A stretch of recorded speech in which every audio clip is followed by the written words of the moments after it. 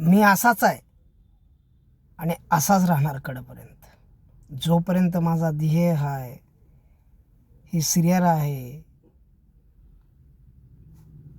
मी माझी इमानदारी माझी कडेपर्यंत मी सोडू शकत नाही.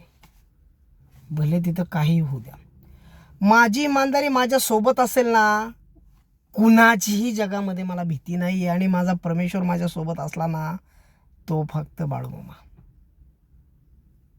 आणि स्वामी समर्थ ह्यांचा फक्त माझ्या डोक्यावरती आशीर्वाद असला ना, मला कसलीही चिंता नाही.